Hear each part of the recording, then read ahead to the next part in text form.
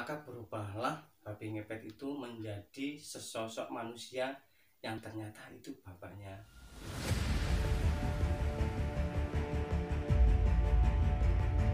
Channel Awaza Official, channelnya cerita misteri.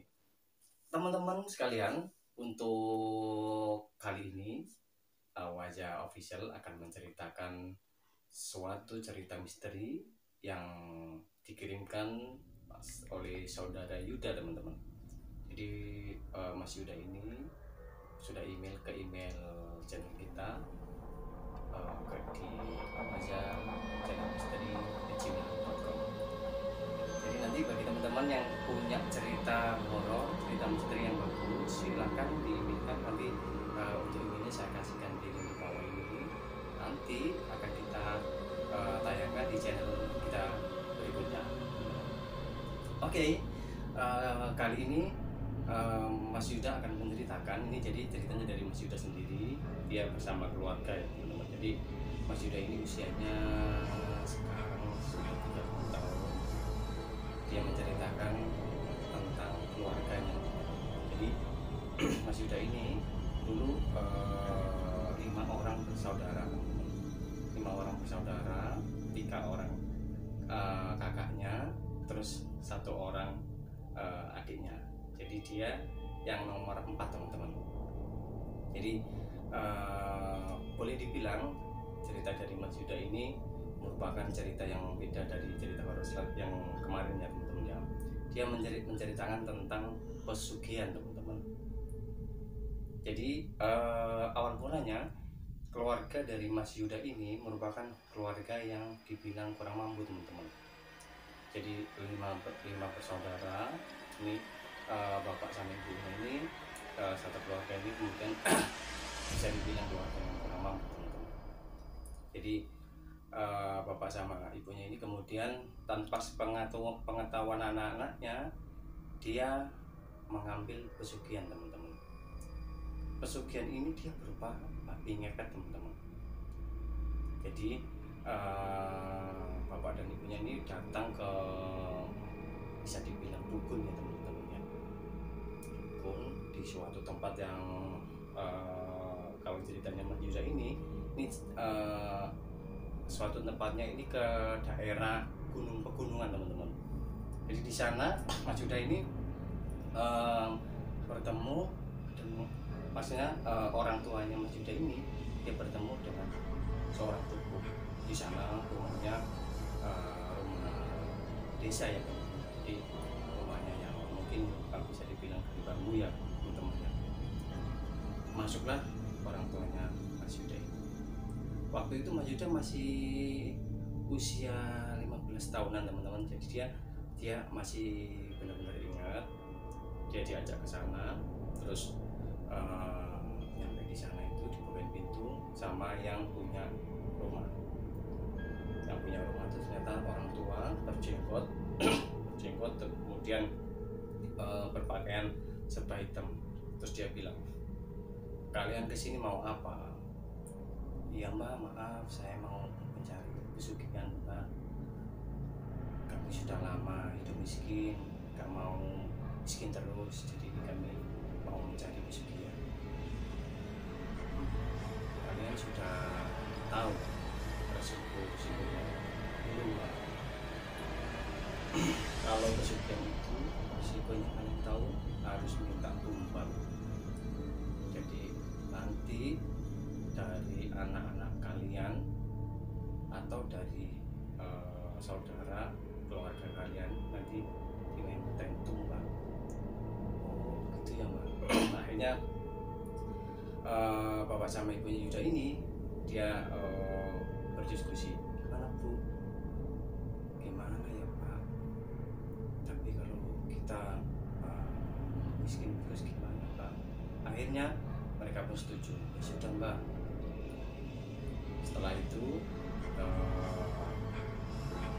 mereka ngobrol lama sama ibunya itu, kemudian pulanglah mereka. Jadi di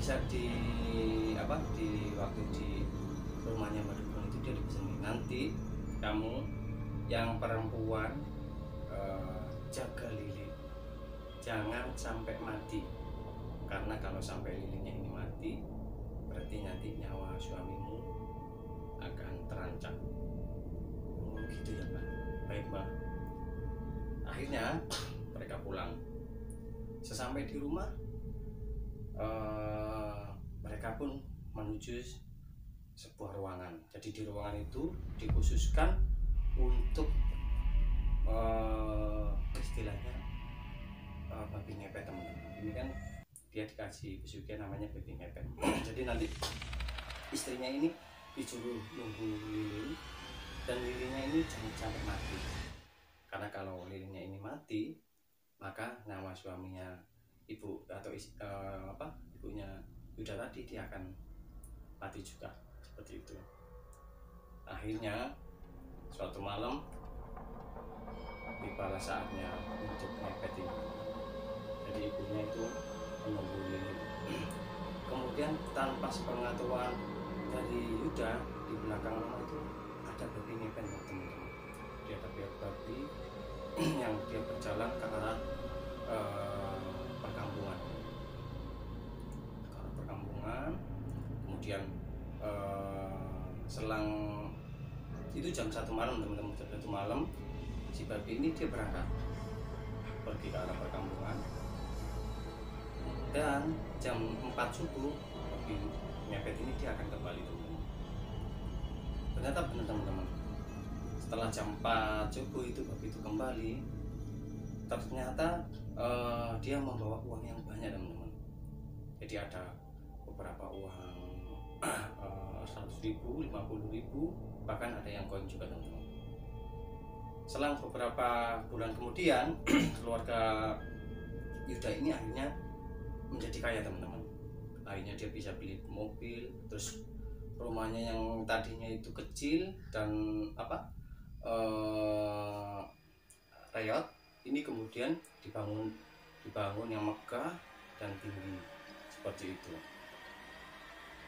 Itu berjalan sudah hampir 6-7 bulan teman-teman. Cuman di lingkungan pedesaan sana itu akhirnya tercium kabar kenapa banyak warga dusun yang sana yang sering kehilangan uang. Jadi tiap malam ada aja orang yang kehilangan uang, entah itu 100.000, 200.000, bahkan ada yang sampai 500.000, 1 juta, itu hilang teman-teman. Akhirnya inisiatif dari para warga di sana, mereka berkumpul bagaimana kalau kita menjebak babi ngepet ini teman-teman, seperti itu. Akhirnya mereka sembunyi di balik pintu, terus di salah satu rumah penduduk ini disediakan uang yang banyak, terus ditaruh di meja. Setelah ditunggu 1 jam belum muncul, ini baru sudah jam 1, hampir setengah 3, maka muncullah babi ngepet itu teman-teman. Babi ngepet ini dia akan menuju samping rumah dari yang punya uang itu tersebut teman-teman. Setelah sampai di samping rumah itu, warga yang membawa jala teman-teman, jala yang dibuat jala ikan itu akhirnya menjala babi ini teman-teman. Kemudian babi ini dijala, akhirnya ditangkap teman-teman, ditangkap, ditali, dimasukkan kandang. Dan yang terjadi pada rumahnya yang Yuda tadi, yang istrinya yang nungguin itu, lilin yang ada di depannya istrinya tadi Yuda itu dia lilinnya ini kayak mau mati gitu teman-teman. Jadi kayak ketip angin kayak gitu, terus mau mati. Tetap ditungguin sama istrinya itu. Kemudian lilinnya ini mati teman-teman. Ini firasat buruk bagi bapaknya Yuda yang tadi itu teman-teman. Setelah itu keesokan harinya warga sudah ramai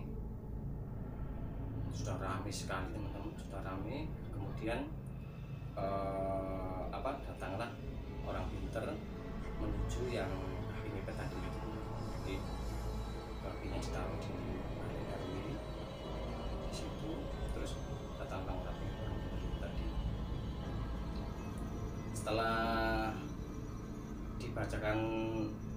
apa ya, kayak ayat-ayat gitu, maka berubahlah babi ngepet itu menjadi sesosok manusia yang ternyata itu bapaknya Yuda tadi, teman-teman. Karena yang tadi malam itu warga sudah geram, bahkan ada yang bawa pentungan, dipukulin tuh babi. Jadi keadaan bapaknya Yuda ini kemudian kritis, teman-teman. Jadi kritis karena ya mungkin warga semuanya yang banyak itu sudah geram, terus uangnya banyak yang hilang, akhirnya banyak yang main pukul babinya tadi itu, akhirnya kritis. Setelah kritis seperti itu, akhirnya si keluarganya Yuda ini dia ke balai desa itu, terus ngambil maksudnya ini dia mau mengantarkan bapaknya Yuda ini ke rumah sakit, teman-teman. Akhirnya diantarlah bapaknya Yuda ini ke rumah sakit. Setelah sampai di rumah sakit, dokter yang di sana itu dia tidak mampu menangani bapaknya Yuda ini. Dia bilang ini sudah terlalu parah karena mungkin banyak luka dan darahnya sudah mau habis. Akhirnya bapaknya Yuda ini dibawa pulang. Setelah dibawa pulang, menjelang maghrib, maka meninggallah bapaknya Yuda ini. Jadi meninggal karena mungkin kalau pesugihan seperti ini kan meninggalnya juga nggak bagus ya, teman-teman ya. Mungkin sampai lama gitu baru meninggal. Dari warga sekitar akhirnya mereka mengadakan pengajian terus seperti biasanya, teman-teman, sampai 7 harinya seperti itu.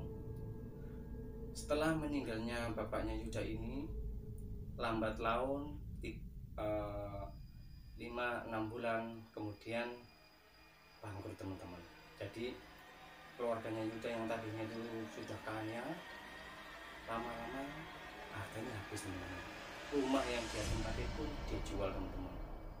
Dia jual, terus mereka ngontrak di suatu tempat kecil dan mereka kembali seperti dulu sebelum mereka menggunakan pesugihan itu, teman-teman. Jadi kesimpulannya, teman-teman, jangan mengambil pesugihan atau jangan mengambil jalan pintas dengan cara yang tidak dibenarkan sama agama, teman-teman. Kalau ingin kaya, kerja keras, semangat, cari uang, dan tentu saja harus berdoa pada Yang Maha Kuasa.